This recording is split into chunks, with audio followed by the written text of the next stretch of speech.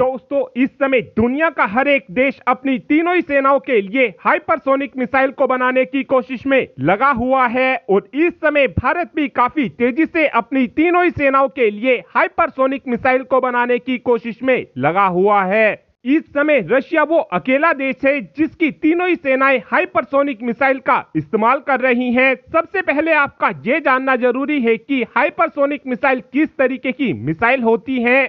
Hypersonic missile वो missile होती है जिसकी रफ्तार 5 मैक या फिर 5 मैक से ज्यादा होती है। इस बात को और ज्यादा आसानी से आप ऐसे समझ सकते हैं कि जिन मिसाइलों की रफ्तार 6174 किलोमीटर प्रति घंटा या फिर उससे ज्यादा होती है, उन्हीं मिसाइलों को हाइपरसोनिक मिसाइल बोला जाता है। इस समय दुनिया में ऐसा कोई भी डिफेंस सिस्टम मौजूद नहीं है जिनकी मदद से हाइपरसोनिक मिसाइलों को रोका जा सके, लेकिन रशिया की तरफ से यह दावा किया जाता है कि हमारा S-500 डिफेंस सिस्टम हाइपरसोनिक मिसाइलों को रोक सकता है, लेकिन एक्चुअल में आज तक रशिया की तरफ से इस बात का कोई भी प्रूफ पूरी दुनिया के सामने नहीं रखा गया है। और जो ये हाइपरसोनिक मिसाइलें होती हैं, ये 3 अलग अलग तरीके की होती हैं। जो पहली हाइपरसोनिक मिसाइल होती है, ये लॉन्ग रेंज बैलिस्टिक मिसाइल होती है। इस मिसाइल को हाइपरसोनिक मिसाइल इसलिए भी बोला जाता है क्योंकि जिस समय इस मिसाइल को लॉन्च किया जाता है, उस समय ये बैलिस्टिक मिसाइल पहले एटमॉस्फेयर से बाहर निकलती है।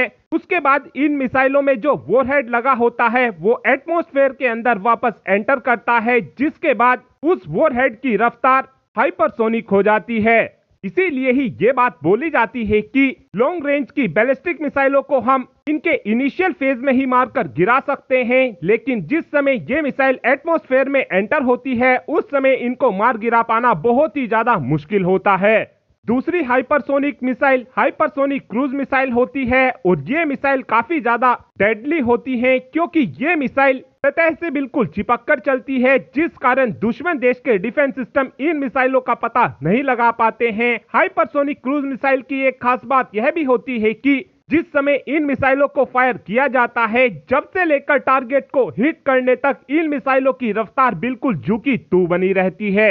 जो तीसरी तरीके की हाइपरसोनिक मिसाइल होती है, ये हाइपरसोनिक ग्लाइड व्हीकल से लैस होती है।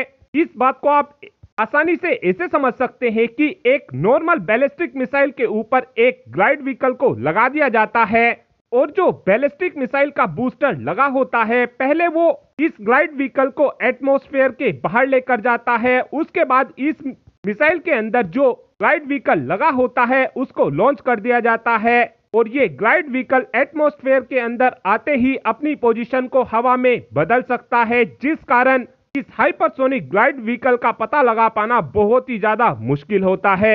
और आप सभी ये बात भी जानते ही होंगे कि इस समय रशिया जो एवनगार्ड मिसाइल का इस्तेमाल करता है, इस मिसाइल के अंदर रशिया ने अपनी RS-28 मिसाइल के बूस्टर का इस्तेमाल किया है और ऊपर की ओर एक ग्लाइड व्हीकल का इस्तेमाल किया जाता है और इसी मिसाइल को ही रशिया के अंदर एवनगार्ड बोला जाता है। सेम इसी तरीके की चाइना भी एक मिसाइल को बनाकर तैयार कर चुका है और चाइना ने इस मिसाइल को 2019 में ही तैनात भी कर दिया था और अब जल्द ही भारत भी इसी एलिट ग्रुप में शामिल होने जा रहा है, क्योंकि 15 से 17 नवंबर के बीच भारत भी इसी तरीके के टेस्ट को अंजाम देने जा रहा है।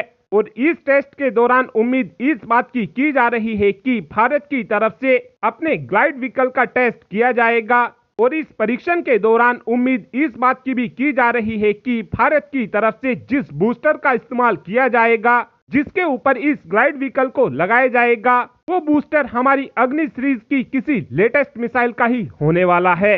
और अब देखना ये अहम होगा कि क्या DRDO का ये परीक्षण सफल हो पाएगा या फिर नहीं। और अब आप ही कमेंट कर बता सकते हैं कि क्या DRDO इस परीक्षण को सफल बना पाएगा, हाँ या फिर ना। इस बात का आंसर आप कमेंट बॉक्स में दे सकते हैं। Thanks for watching this video. Have a good day.